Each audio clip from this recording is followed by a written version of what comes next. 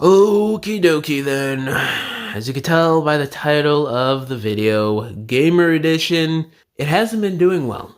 From what we can see, they're taking a bit of a break in 2026. There's basically nothing we're getting for Gamer Edition in 2027 in favor of the comic line that's coming out.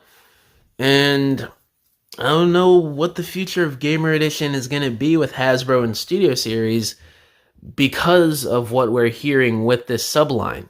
And they got to compete with the comic one coming out soon as well.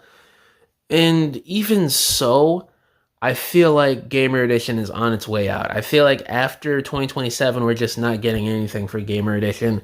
I mean, just look at the stuff that we're getting this year. It's basically just all repaints outside of, I think, just the Devastation Optimus being a new mold.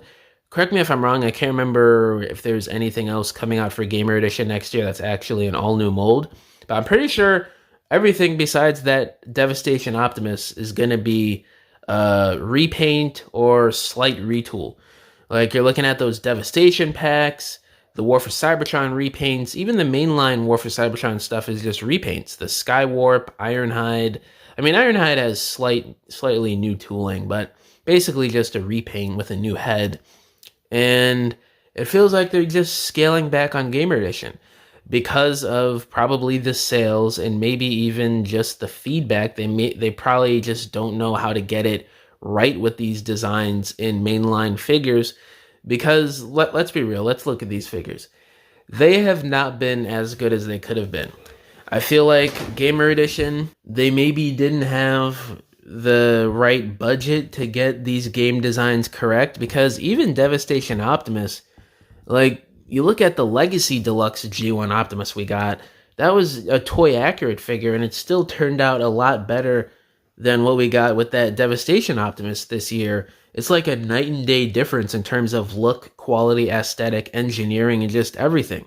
So you take that into account, it just feels weird to me how they're handling this subline. It feels like there's not everything being put into this, and they're putting focus elsewhere, but they're still trying to fit in Gamer Edition because people really want these characters and designs made. Like, this has been something that fans have been asking for, not just within Studio Series, but just in general for years now. Like over a decade since we last got War for Cybertron, Fall of Cybertron games. And it's gotten to a point where people just don't really like what they're putting out, I'd say. Like, the Optimus and Megatron, they were okay. They weren't anything amazing. I think Optimus was good, especially with his accessories and features for a $35 modern day Voyager. It was pretty good.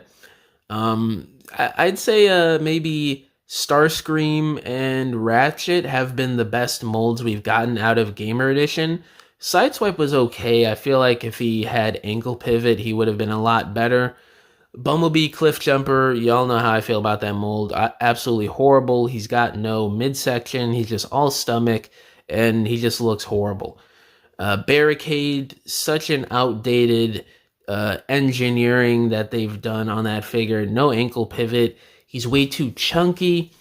And the same goes for that Decepticon Soldier. Oh yeah, aren't we getting an Autobot Soldier this year as well? I think that may be a new mold, or maybe it's just going to be a remold of Barricade again, like what they did with the other army builder with the Decepticons. That could be the case, but I don't know. Yeah, that body mold for Barricade, horrible. Even though it felt pretty solid, and I did like the vehicle mode, the transformation and the robot mode that we got was just awful. He couldn't even stand. So, taking all that into account, and plus two, it just doesn't seem like there's much of like a sought after market for these Gamer Edition figures. Like, sure, they went up in price a tad, but it seems like prices kind of went back down too.